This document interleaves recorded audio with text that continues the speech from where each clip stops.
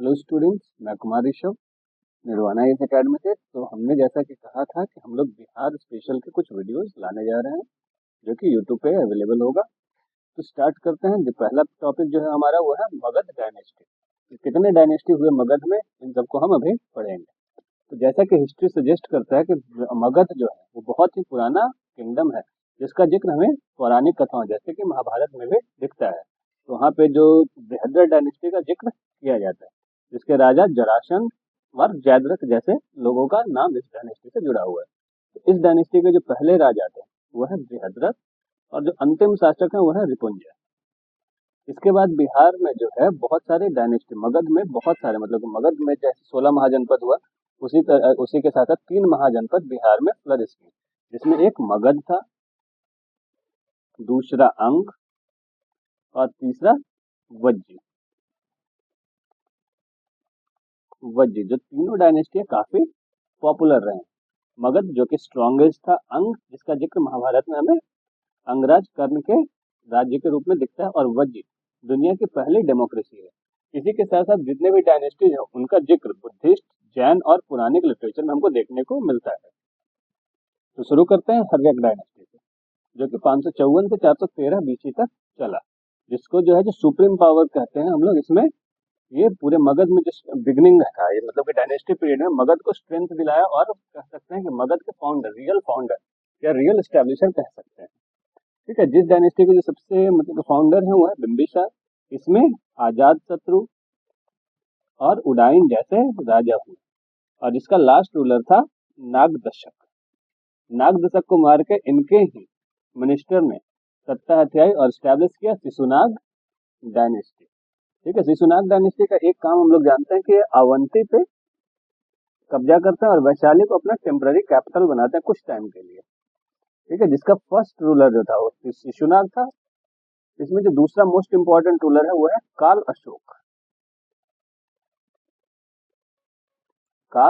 और इसका last ruler था महानंदिनी, जिसको महापद्म नंद ने एसेसिनेट किया।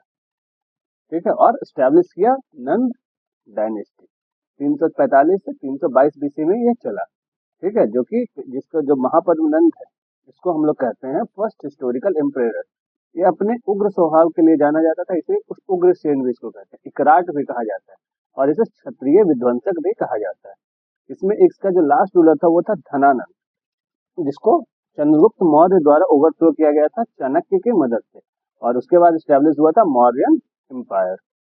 मौर्यन एम्पायर में जो फर्स्ट रूलर है वो है चंद्रगुप्त मौर्य, उसके बाद आए थे बिंदुसार,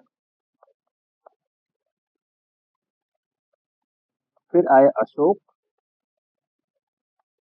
और इसका जो लास्ट रूलर है वो है बृहद्रथ मौर्य, जो कि अपने ही जनरल पुष्यमित्र शुंग के द्वारा एसेसिनेट किया गया था। अशोक को हम लोग जानते हैं कि ये बौद्ध धर्म के प्रचारक के रूप में जाने गए हैं। कलिंग युद्ध के बाद इन्होंने बौद्ध धर्म को अपनाया और बौद्ध धर्म का प्रचार पूरे विश्व में किया। इसके टाइम का जो किंगडम था वो अफगानिस्तान से लेके अभी पूरे मॉडर्न डे भारत तक फैला हुआ था। मतलब ये कह सकते हैं वन ऑफ द स्ट्रॉन्गेस्ट, इसीलिए इनको सम्राट अशोक भी कहा जाता है। और बृहद्रथ मौर्य को मार के पुष्यमित्र शुंग ने शुंग डायनेस्टी की स्टैब्लिशमेंट की। पुष्यमित्र शुंग ने शुंग डायनेस्टी को स्टैब्लिश किया, और ये पहला ब्राह्मणिकल डायनेस्टी बना। ठीक है। इसमें जो दूसरे रूलर है अग्निमित्र शुंग।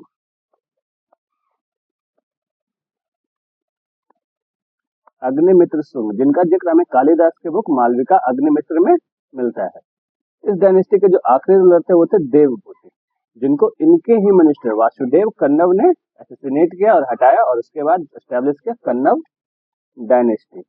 ये डायनेस्टी ज्यादा दिन तक रूल नहीं किया, और इसने अपना कैपिटल पाटलिपुत्र ही रखा। और इस डायनेस्टी का जो सबसे आखिरी रूलर था शर्मा कन्नव था, जिसके बाद सतवाहना डायनेस्टी इस पे कब्जा कर लेता है, इसको हरा के, और सतवाहना डायनेस्टी का फाउंडेशन रखा जाता है, सतवाहना एम्पायर।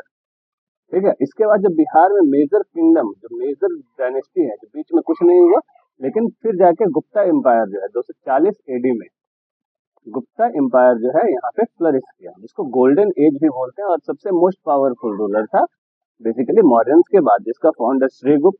और इसमें बहुत सारे पावरफुल रूलर हैं, जैसे कि चंद्रगुप्त फर्स्ट, समुद्रगुप्त, चंद्रगुप्त सेकंड, कुमारगुप्त, स्कंदगुप्त, इत्यादि। कुमार गुप्त के बारे में हम लोग जानते हैं कि इन्होंने नालंदा विश्वविद्यालय का स्टैब्लिशमेंट किया।